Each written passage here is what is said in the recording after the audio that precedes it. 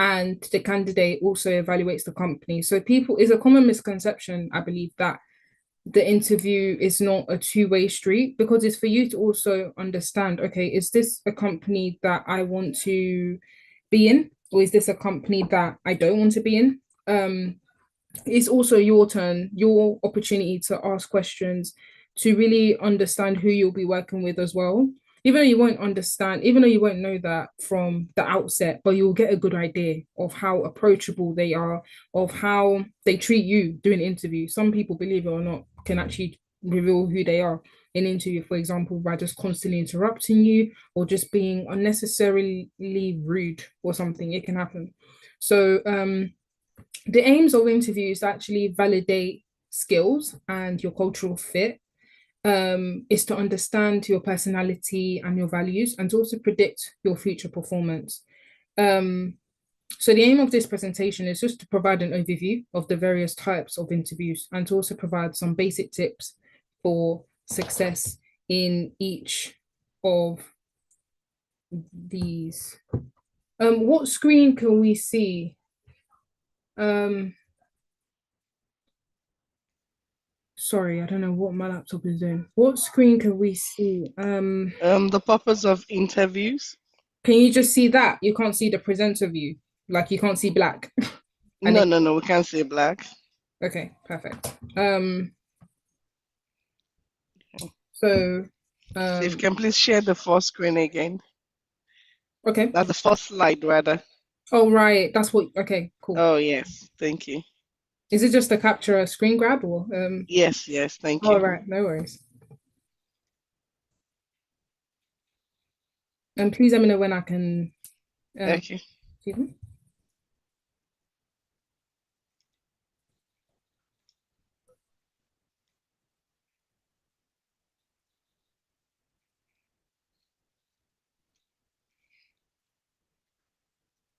Okay, are we ready to proceed now?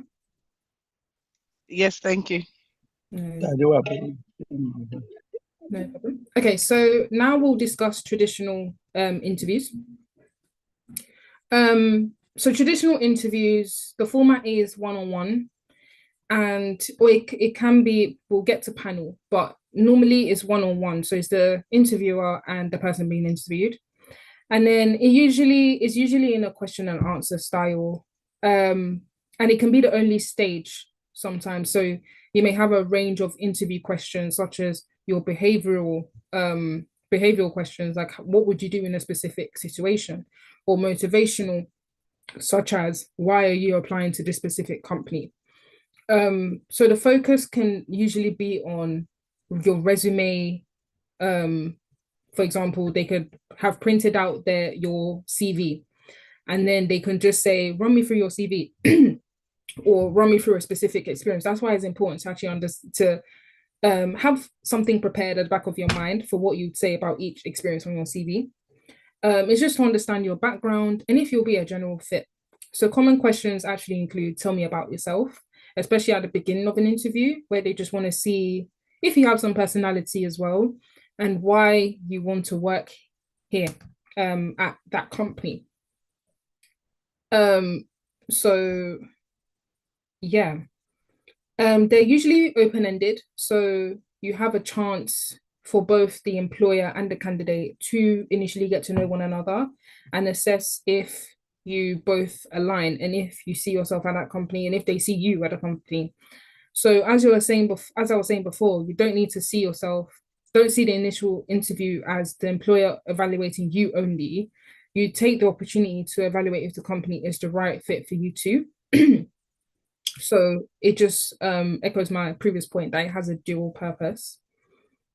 So the structure of a traditional interview, is usually the employer and the candidate first greet themselves. The candidate can introduce themselves, or the employer will say, tell me about yourself. And then there'll be a CV walkthrough, and questions are then asked, whether motivational, such as why you want to work for the company, or competency based, such as tell me a time when you did this. And it's also an opportunity for the candidate to ask questions. And it's usually done at the end of the interview. They'll usually say, do you have any questions for us? And please say yes.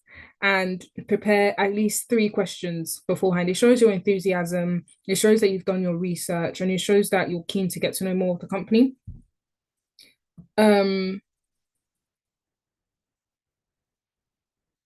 Yeah. So competency is usually based on if you're a good fit. So they may ask you, tell me about a time when tell me about a time when you dealt with a difficult colleague. And you have to make sure that your question, you have to make sure it aligns with what the company want in a specific person, in a specific candidate. And you have to make sure you're always showing yourself as a people person. I feel like I'm jumping, but this is very, very, very introductory. But yeah, so general tips for success in traditional interviews. So if it's in person, which is most likely the case, please arrive early. Because I experienced an instance where the interview was at 9:30 and I left at 8. If I didn't leave at 8, I would have been late because there was bad weather, there was delays with the trains, and yeah, it was just a very long morning. And I still got there 10 minutes early because I decided to leave an hour and a half early. So it's important to please arrive early, as you don't know what you're going to face on the road, especially if you're going by train, even if you're going by car. So please allow about 10 to 15 minutes buffer in travel time. So coming late can definitely cause you to be flustered and more panicked. Oh, sorry. It's important to dress appropriately as well, to be on the safe side. Even if the company presents themselves as casual, please do dress comfortably. I mean, sorry, in like smart casual, to stay on the safe side. So for ladies, that can look like wearing a blouse and trousers or a skirt or a formal work dress. For men, you can wear a suit. It doesn't have to be a full suit, like a full jacket and trousers. It can just be a smart shirt and smart trousers and smart shoes. You don't need to wear the jacket, but it's up to you. But I think it's very important that you dress the part as well. Bring copies of your resume. You don't know if the employer may not have printed out a copy of your resume, so bring copies. Make sure your body language is approachable as well. Make eye contact, shake hands, etc., and be kind to all staff you come across, such as the receptionist that will have you seat and wait for the interviewer, because it could be an instance where the interviewer can go back and say, how was this person when they came in? Were they nice to you? Were they rude? They will assess all of that. So it's important that you're nice to everyone you come across, even if you're not going to be interviewed by them. So we're now going to discuss panel interviews. So this is where some people may feel very nervous because it's where multiple interviewers of 2 or more interview you. It's typically used to provide a well-rounded perspective and to allow for sufficient evaluation of a candidate. It can be used so that a couple of decision makers can actually meet you at once to save time in a hiring process, for example, because it could be a thing where if it was a traditional interview, it could have multiple stages. And the first stage, you're meeting someone. The next stage, you're meeting another person. The third stage, you're meeting someone more senior, for example. So it can save time where everyone is sitting in the same panel with you, to interview you on the same day at the same time. So they're actually quite good because they can be used to test how you handle stress. It can prevent bias as well, because an interviewer may not have particularly liked you and they excuse the potential that you can bring based on their personal experience of you. They may think, oh, I don't like this person, and they weren't bubbly enough, or they didn't like football, for example. So it prevents bias. So everyone in the panel is able to fairly evaluate you, and there's more than one perspective. And it can also prevent misinformation. At least 2 people have heard you. So there'll be no room for bias, or there'll be no room for information that wasn't correctly received. It's common in many industries and are mainly used when the position will be more senior or the role will come with a lot of responsibility. Yeah,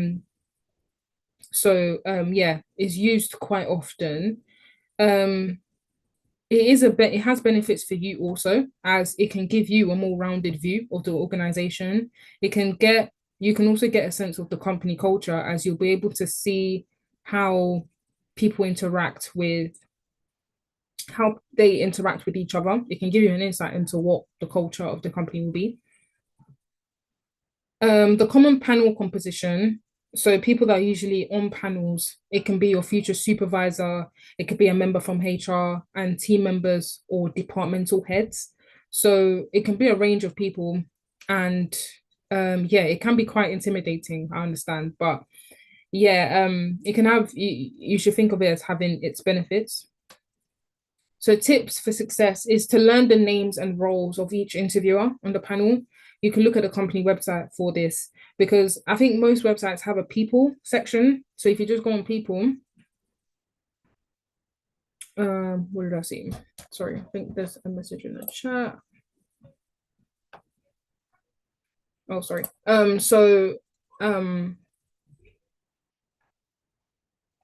If you learn, it's important to learn the names and roles of each interviewer on the panel. So yeah, if you can look at the company website for this, so there could be a people sorry yeah, so there can be a people section in the company website, and you can just search the names, because you will always be given the names of the interviewers that'll be interviewing you, each and every person in the panel. So address everyone. Don't just say hi to one person, say hi to everybody, shake everybody's hands, and actually try to make conversation with each and every one of them. It's important to stay calm. It may actually feel quite nerve-wracking to have many eyes on you. But it's important to just stay calm and just do some deep breathing beforehand. Prepare for all types of questions, whether motivational, whether behavioral, whether competency based, whether motivational. It's important to prepare for all types, because any of the panel interviewers can ask any of those questions. And it's important to keep your responses concise to allow for all panelists to ask questions, because time goes very, very quickly in interviews sometimes. So it's important to actually allow enough time. So don't ramble. You stick to the point. Is someone drawing on the screen? Sorry. I don't know how to remove. I'm not sure how to remove that. Who drew?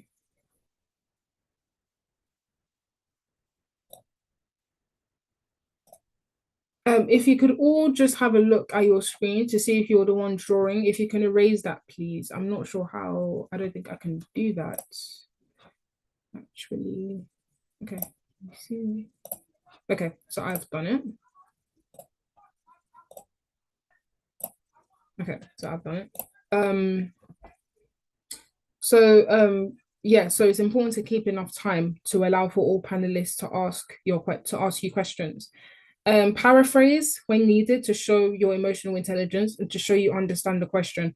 So it's important to keep, it ties in with my previous advice, that it's important to keep your answers short and to the point. And we can get into that in future sessions.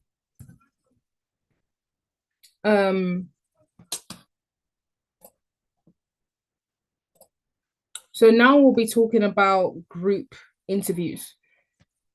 So group interviews are where multiple candidates will be evaluated at the same time, and it can be used to test your leadership and your communication, and how you are under pressure, because they can also be very intimidating. I've never actually done a group interview, but I can imagine how challenging it may be, because it may feel like I need to stand out, but there are so many people around me, and you're seeing all your candidates at once, or a lot of them at once.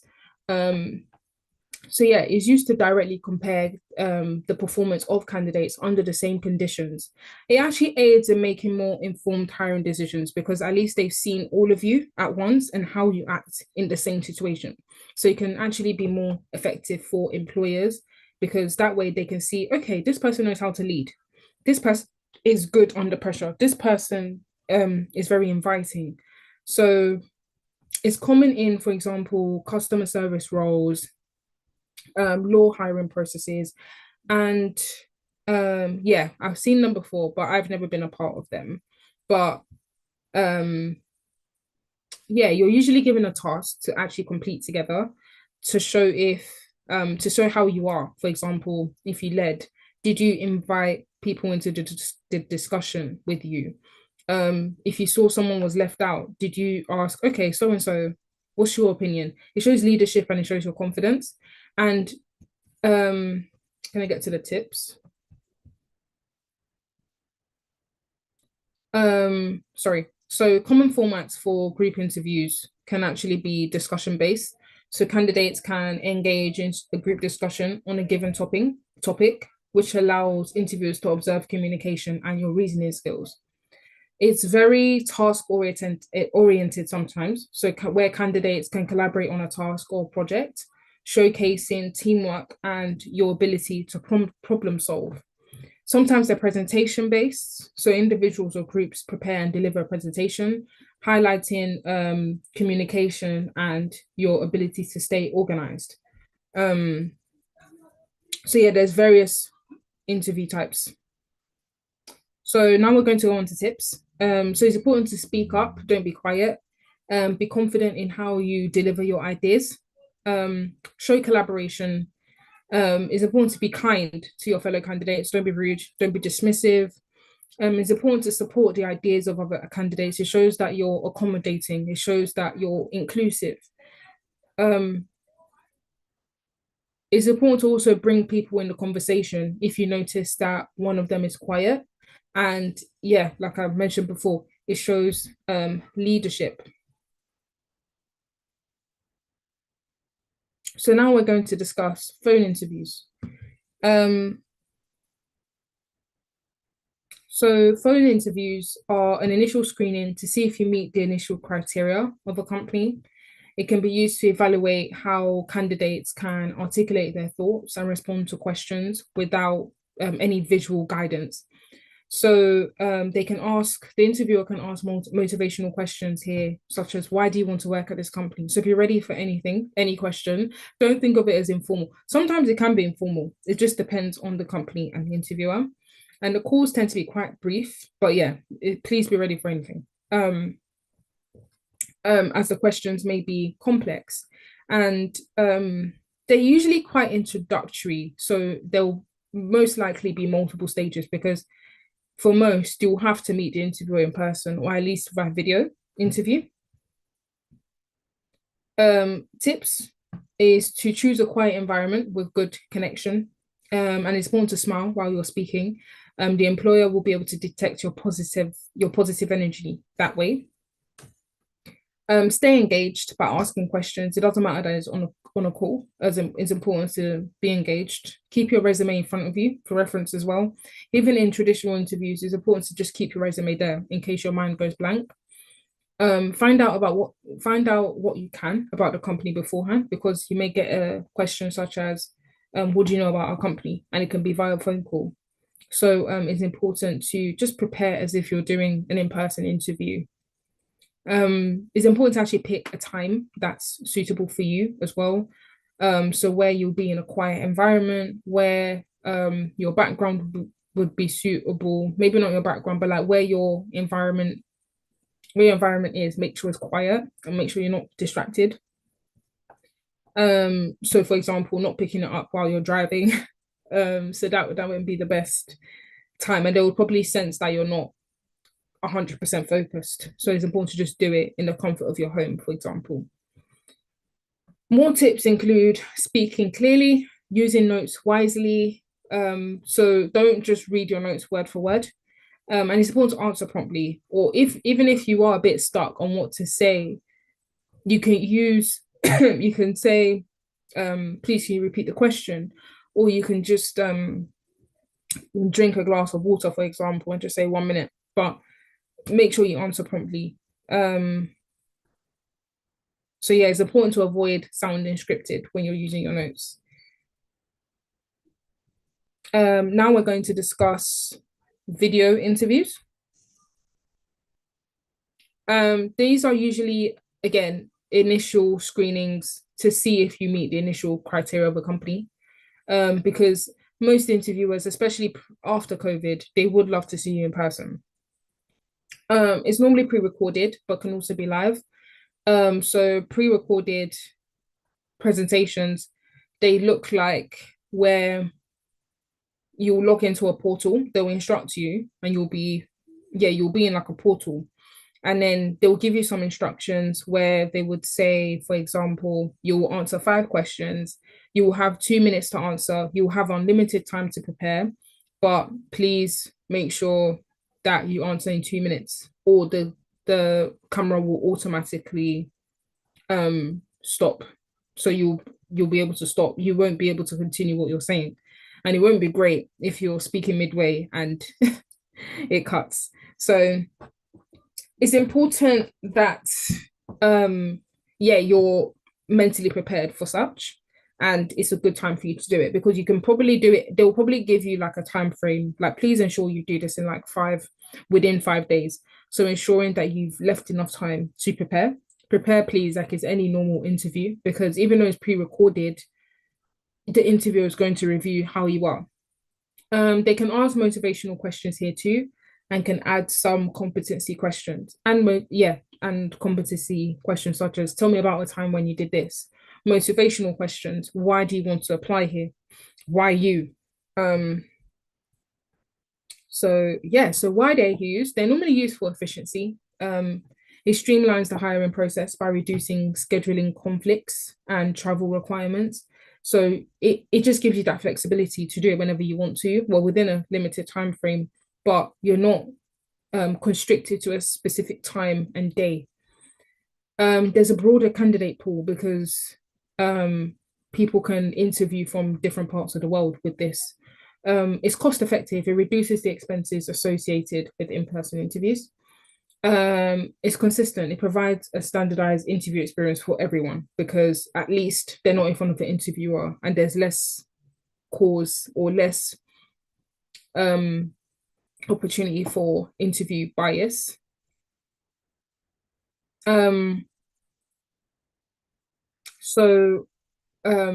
There are different types. There's live video interviews, so real-time conversations between the interviewer and candidate, which is similar to in-person interviews, but it's just via Teams or Zoom, for example.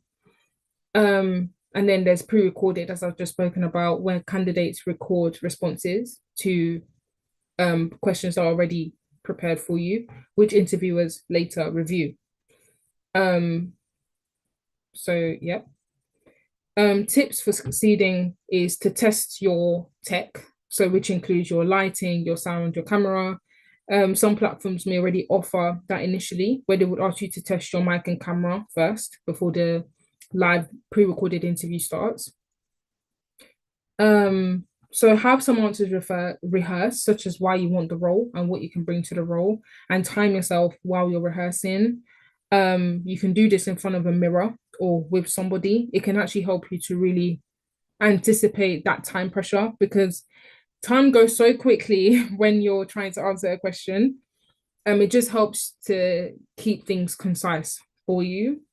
It's important to practice eye contact as well by looking at your webcam and not the screen. So your webcam is basically your camera on your laptop. It's important to practice eye contact to that, because if you look anywhere else, you're kind of looking down. So if you see the difference, I'm looking into my webcam now, you will see that I'm looking directly at you more. But if I'm looking down, I'm just looking at my screen, and not my camera, it doesn't look like I'm giving direct eye contact. So and it's important to sit your background is important to sit in a location with neutral background to prevent distractions as well. So some more tips is to dress smartly as if you're attending an in-person interview. And video interviews tend to be quite brief, but it's important to be ready for anything, as the questions asked may be complex, as I've already mentioned. and you only have a few minutes to have a think and answer the question. Sometimes your preparation time, you may also have only like 1 minute to prepare. It just really depends on how brutal those companies are feeling. So it's important to please prepare. And yeah, your dressing, please, because even though yes, they can't see your full body, but it's important to just dress the part. Even if it's your top half that you dress up, such as wearing a blazer or wearing a blouse, for example, or not wearing pajamas, for example. So yeah, so I did. So I anticipated this would be quite brief, given it's quite introductory, but I thought I would throw it to you now to have a think about which of the interview types do you think are more intimidating for you? um, so which interview format makes you the most nervous and why? And which do you think you will be or have been more confident in when you're doing interviews? I'm going to throw it to everybody. I'll stop sharing at the moment. So yeah, my question is, sorry. Yeah, which interview do you think is the most challenging that you've heard today, that you think you'd struggle with the most, and why? And if you do have any questions in general. Does anyone want to go first?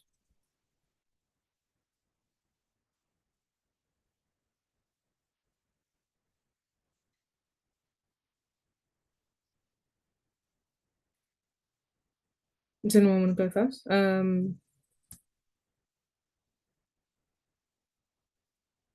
Dr. Fatima, which one that we've gone through, whether phone interview, panel interview, group interview, which one seems the most intimidating to you and why? And which one do you think you'd actually be very good in?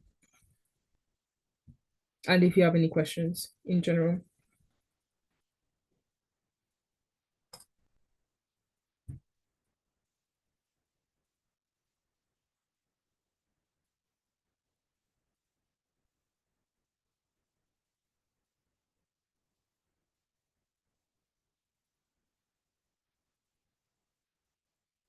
Um, Sister Remy? Okay, so for me, the one that will be most challenging for me is the group interview. Because it's not just me that is there, there are other candidates there. Yeah. Yeah, so the pressure level will be high. I think that will be the most challenging one for me. And then I think you asked 2 questions, right? Yeah, like which one do you think is your Okay, strong suit, basically? so I've in the UK here, I've done the phone interview, and then it was successful. I think I'm more confident in the phone interview where at least no one is seeing my face. I'm just talking. Yeah. And yeah, I think for me, I prefer the phone interviews. Yeah, I probably because as well the interviewer is right. You can't see the I interviewer. can see, yeah, the Yeah. person is at the other end of the phone. I'm at the other end of the phone, so it's fine. Mm-hmm. Yeah. Mm-hmm. No, yeah, that makes sense. Yeah. Thank you for sharing, ma. Sister Falakemi, do you have what's your opinion?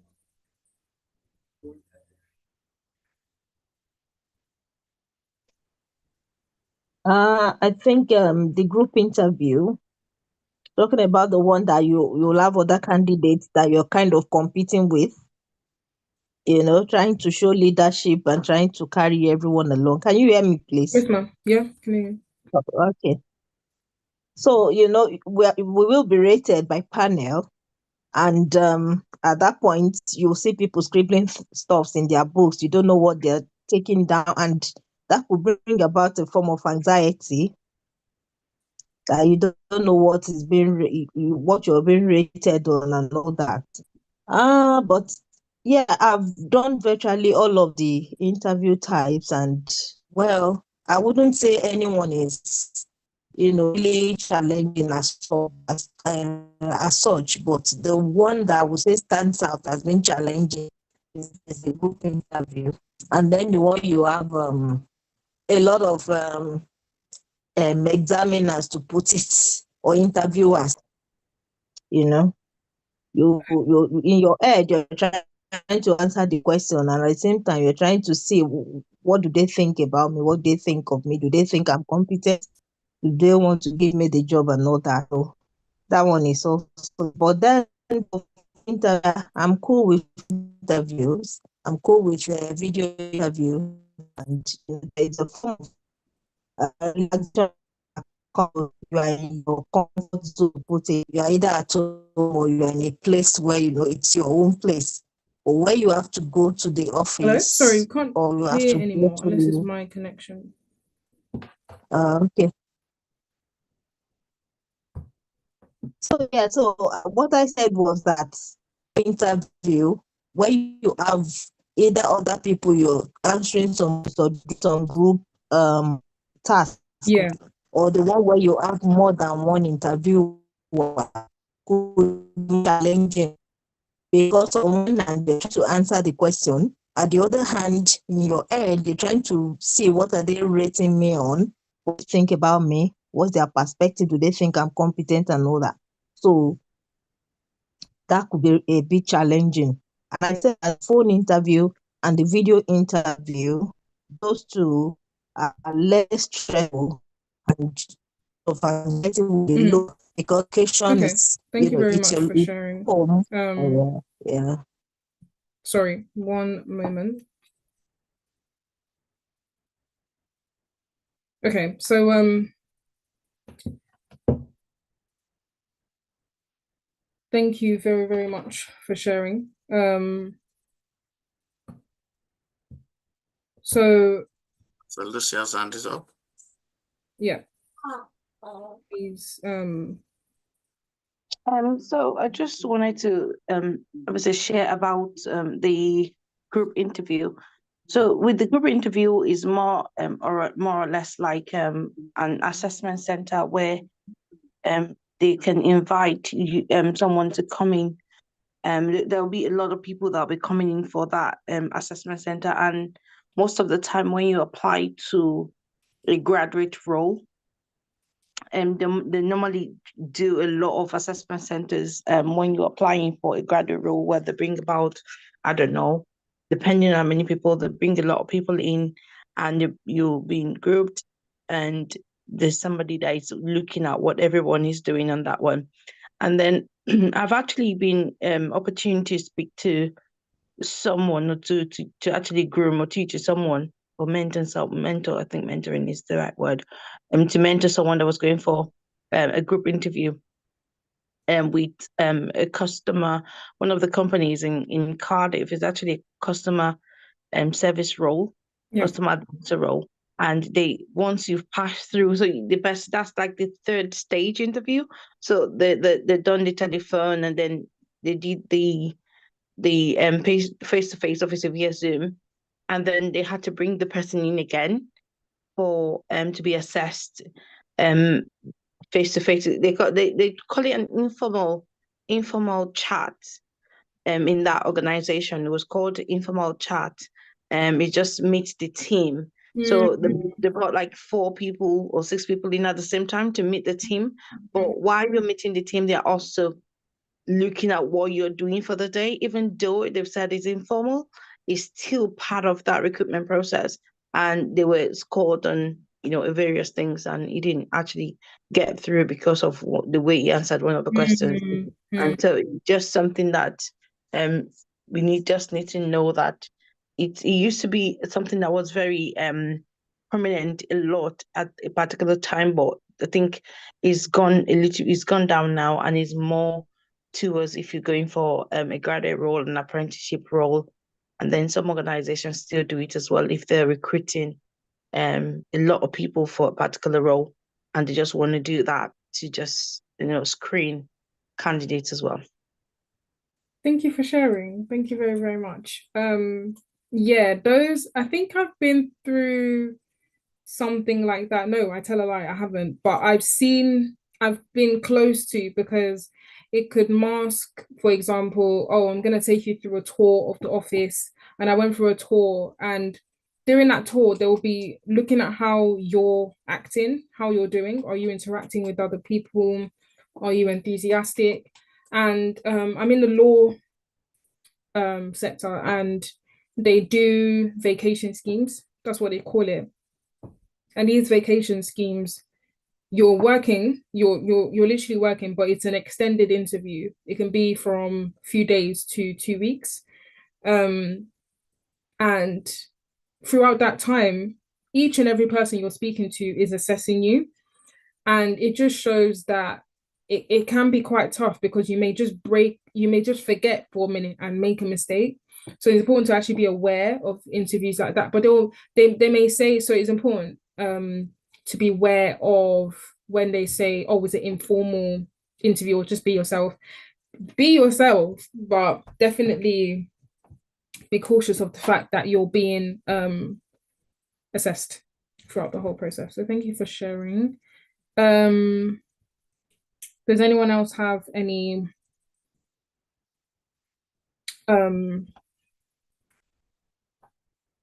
anyone else have something to say? Sorry, I didn't see. I think you called me earlier, so I was busy earlier. Sorry. Yeah, I have something to share.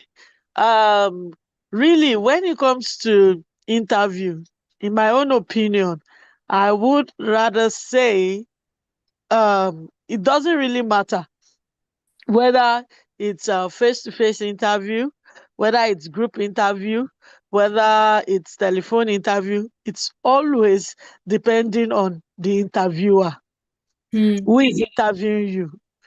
Sometimes I call it mercy. That depends on the person, because sometimes a lot of us feel that if we do interview by phone, that you can run away. Sometimes it has its positive, it has its pros and cons.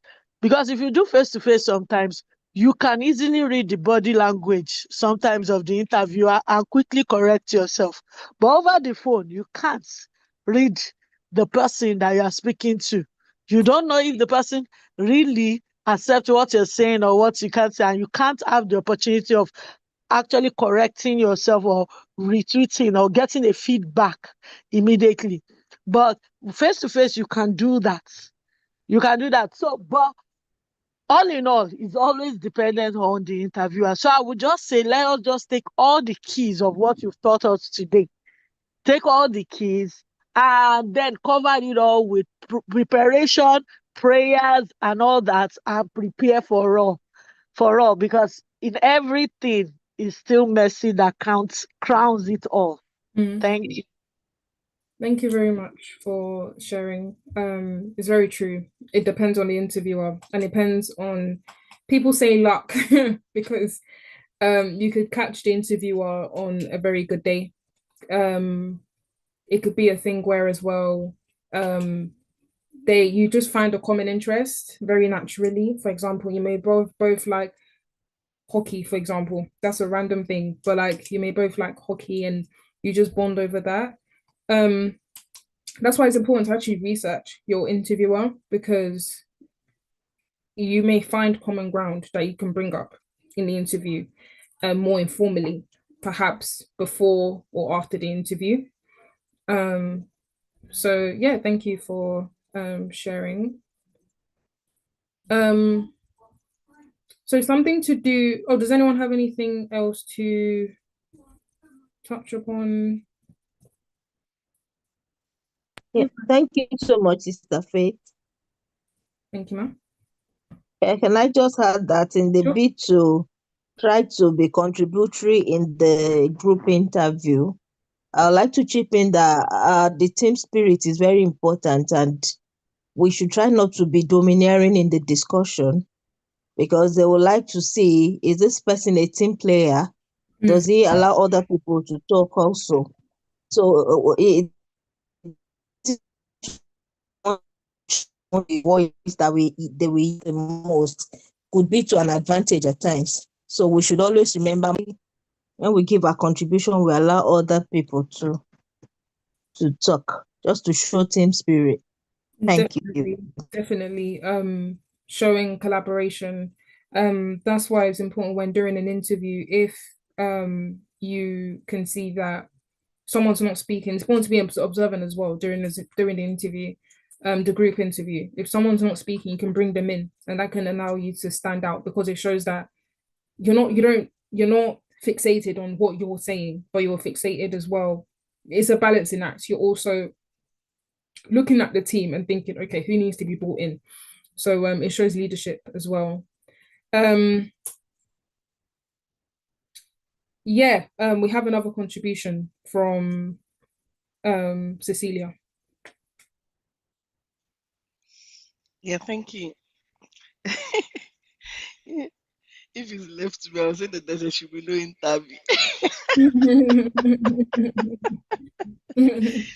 Sincerely, I don't really like interviews, Yeah. but I do my best to prepare and all that. I think the maximum I've had is an interview with a group of or with four interviewers, and they all had like a section of um, of the interview that they need to ask questions.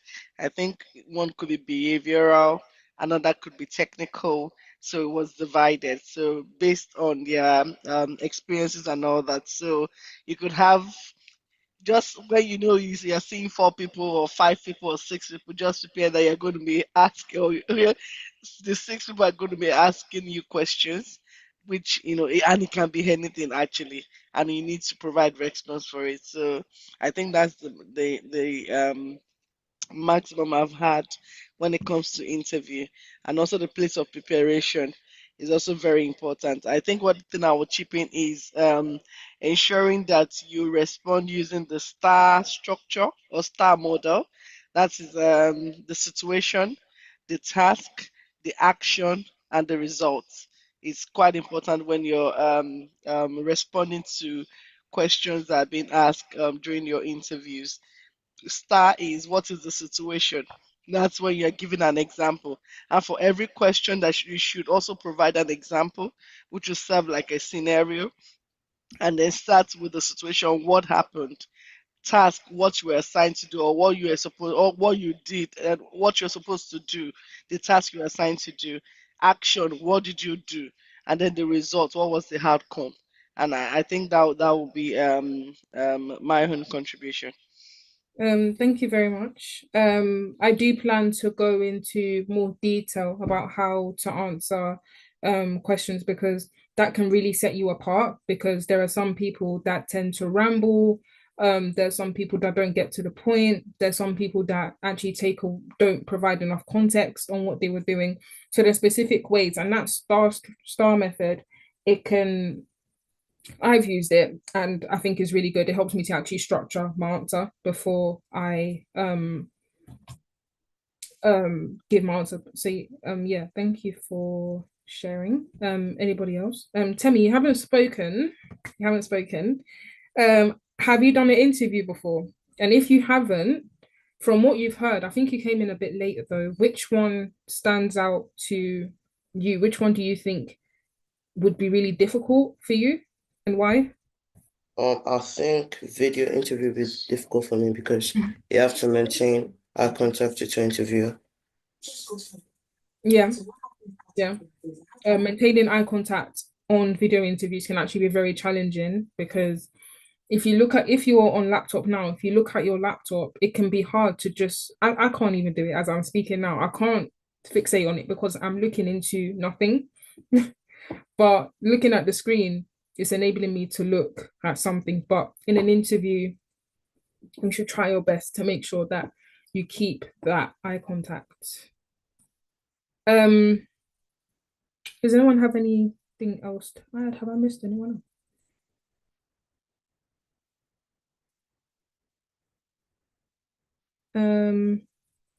Okay. I don't think I've heard from Adironke. I don't think I've heard from you. Would you like to contribute to what you think would be the most challenging interview you could do or have done?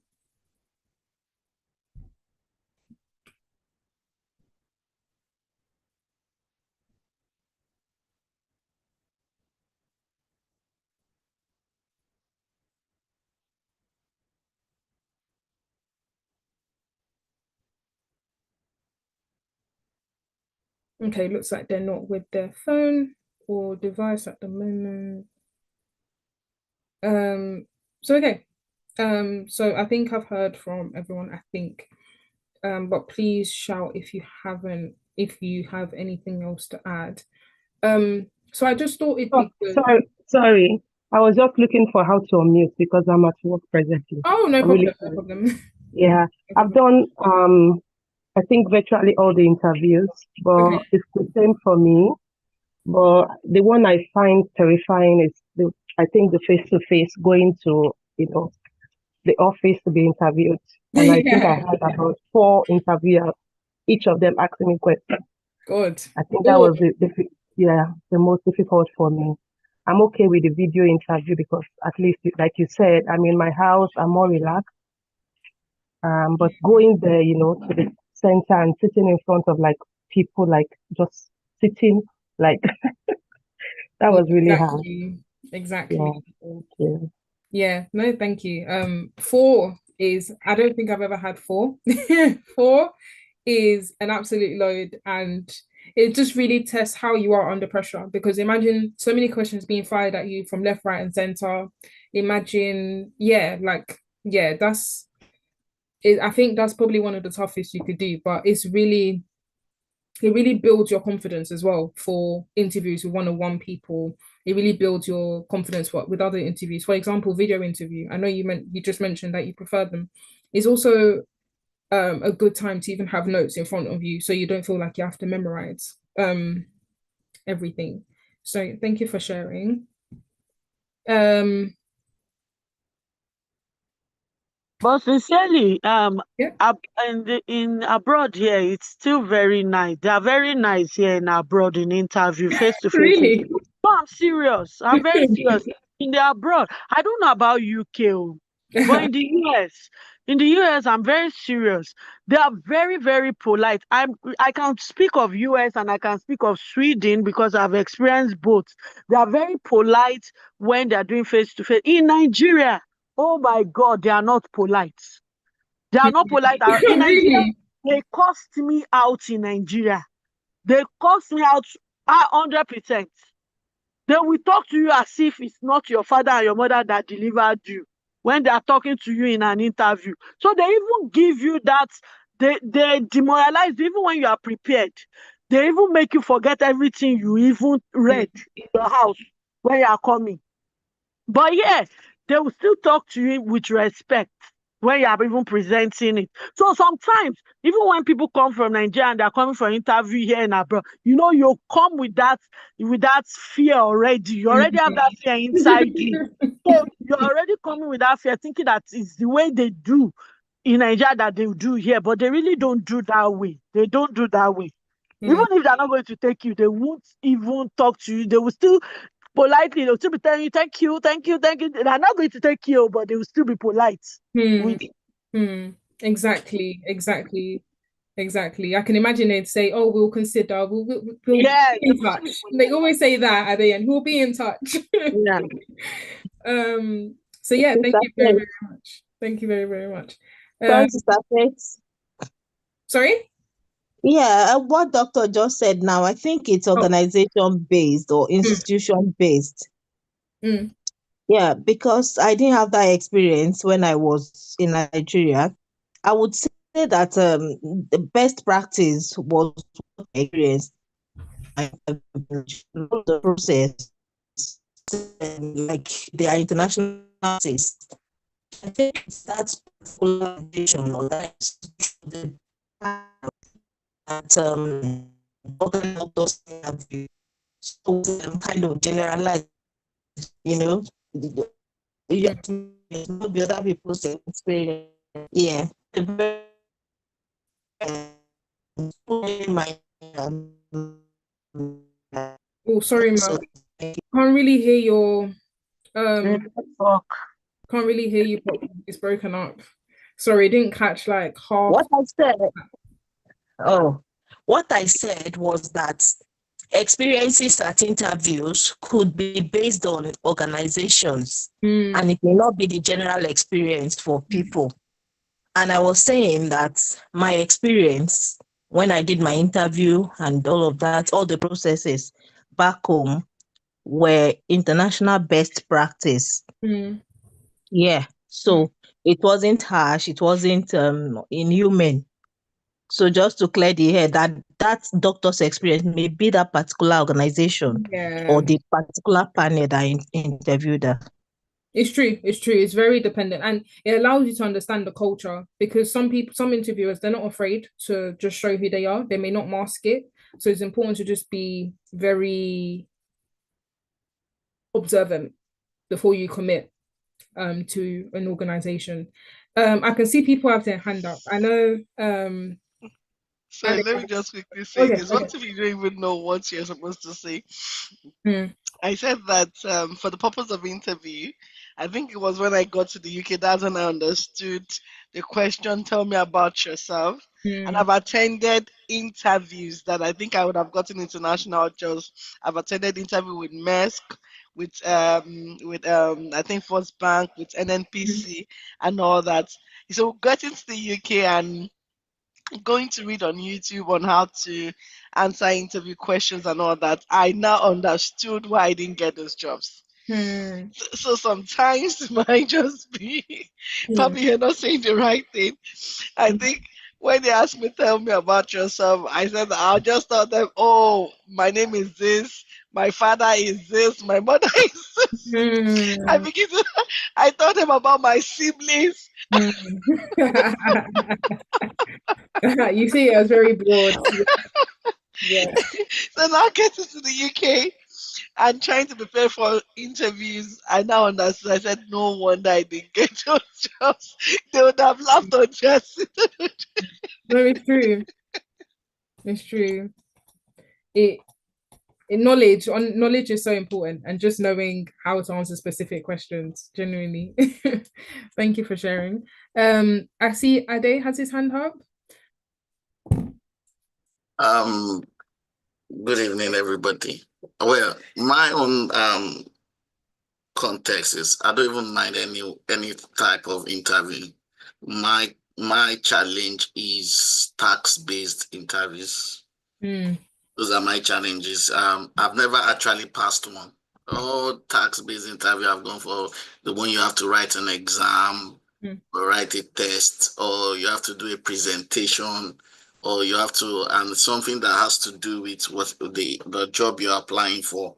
I struggle so much with it. And it's not as if I don't know the work or know what to do, but I struggle with that so much because one, you know, you don't know what you're going to be asked. You don't know what, so sometimes it can be very, and in most cases, if you're applying for jobs that require you to do a lot of thinking, so if you find yourself in a situation whereby and most of the time they don't give you enough time, and they just want to get it. They don't expect you to do fantastic, but they just want to get an idea of what you know or how deep your knowledge is. So those are the areas. Speaking on the phone, group panel, video interviews is not something that I would struggle with. But what my own part of struggle is just tax-based. Task-based is that one is even it's a whole different thing. I don't know how, that one, it can go very wrong very quickly sometimes. And I think with the internet today, there's actually quite a few ways to prepare, because you have some examples, or you even have AI to help you now, but to present like an example task for you to, practice. But yeah, task-based interviews can be very brutal. So yeah, that's something I can actually go into later on. Thank you for sharing. Lucia? So I was going to talk about face-to-face. I think I've been opportune to have face-to-face interviews in the UK, and also interviewed people as well. And like anyone that is saying that is they dread it, I would say that I would prefer, apart from obviously you not being in the comfort of your own home, I would actually prefer to attend a face-to-face interview rather than a video interview or virtual interview, because most often you would see what they're writing about you if you can see what they're writing about you, and body language speaks a lot. If you're doing a virtual interview, you might not be able to see all the body language because you're only seeing their head. But then if you're doing a face-to-face interview, you're in there, you can see if they are, if they're like they're on ease they're not at ease as you're answering the questions, or they don't think you've answered the right questions. They might even give you the kind of expression where you'll be able to know that I don't think I've done right, or I don't think I don't think I've done something good here, and you might easily be able to figure it out. And just to say that, it's just courtesy for them to say that they will get back to you, and they would normally say that to everyone that they've interviewed, and they would also give that kind of summary of, oh, this is what we offer, this is the package, and would get back to you at this particular time. And what I would say, I think one last thing I would say, I don't know whether we're still going to get to that part, and probably if we don't have it yet, maybe we need to spend some time to look at you should always have a question for your interviewer. You should always have a question. Don't go there and ask about the salary. Don't go and ask about how easy the work might be. But then, like Faith said at the beginning of this session, that an interview is an opportunity for you to obviously for the interviewer to know about you, and also for you to know about the company, not about the interviewer, but about the company itself. So always have a question for the interviewer, either about the company or about the role that you've applied for, because that makes them see that you have done your research and you really want to join the organization. Thank you. Thank you very, very much for the additional insight. Yeah, it's always very important to have follow-up questions, which we will go into in depth some more over the course of this section.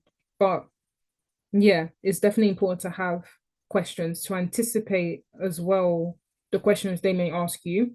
I think it's not that predictable, but there are a few questions that I think in every sector you find yourself in, whether in healthcare, whether in IT, whether in anything, they will ask you these specific questions, especially the motivational ones. It's important to have the basics at least prepared.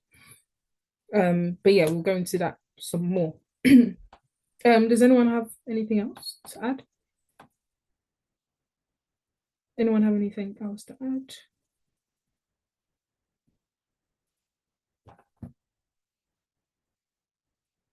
I did, just in the absence of anything else, yeah. Is it still recording? I don't think it's still recording. Oh, it is. Okay. So I think we'll bring this session to a close, a recorded close. But yeah.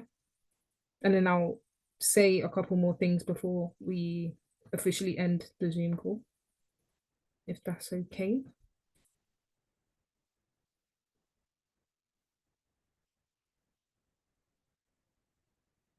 Thank you very, very much.